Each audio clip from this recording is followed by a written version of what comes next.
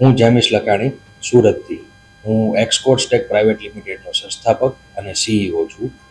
મારી કંપનીની શરૂઆત આત્મનિર્ભર ભારત એપ ઇનોવેશન ચેલેન્જથી થઈ હતી 2020માં, જ્યારે અમારી ગેમ સ્કારફોલે ઇનામ જીત્યું હતું અને ભારતમાં ખૂબ પ્રચલિત થઈ હતી. સ્કારફોલ 1.0 આજે 1.25 કરોડ લોકો સુધી પહોંચી છે અને અમારો 3.5 કરોડથી વધુનો યુઝર બેઝ છે. હવે અમે બનાવી રહ્યા છીએ સ્કારફોલ 2.0, જેની અંદર અમે ભારતના લોકપ્રિય છકડા, રિક્ષા જેવા વાહનો, ગુજરાતી, પંજાબી, તામિલ, તેલુગુ જેવા પોશાકો અમે ગેમની અંદર નાખ્યા છે. અને હવે અને આપણી ગેમની સંસ્કૃતિને આપણી ગેમની અંદર નાખીને વિશ્વ સુધી પહોંચાડવાનો અમે પ્રયાસ કરી રહ્યા છીએ. અમે ગેમ બનાવવા માટે ટોટલ સ્થાનિક ટેકનોલોજી અને સ્થાનિક સ્કિલનો યુઝ કર્યો છે, જે મિશન ઇન્ડિયા સાથે અલાઇન કરે છે. અમારું સ્વપ્ન છે કે ભારત ગેમિંગને અમે ચીન અને અન્ય દેશોને સાથે કમ્પેર કરીને અમે એમને પછાડી શકીએ.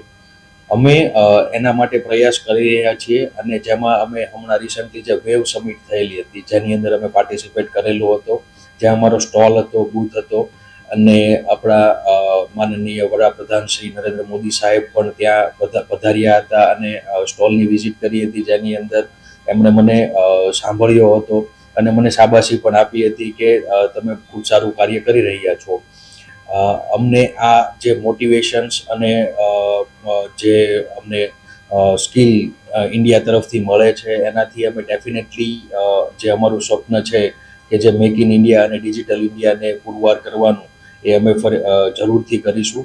અને સ્કારફોલ 2.0 એ એક મેક ઇન ઇન્ડિયા અને ડિજિટલ ઇન્ડિયાનું એક જીવંત ઉદાહરણ છે. જ્યારે અમે જોયું કે વિદેશી ગેમો ઇન્ડિયામાં આવીને ઇન્ડિયાના લોકોને વિદેશની કલ્ચર અને વિદેશની વસ્તુઓ શીખવાડે છે, બરોબર, ત્યારે અમને એવો વિચાર આવ્યો કે કેમ નહીં આપણી સંસ્કૃતિ અને આપણા લોકો વિશે આપણે આપણા લોકોને તો છે જ, પણ વિશ્વના લોકોને પણ જણાવીએ.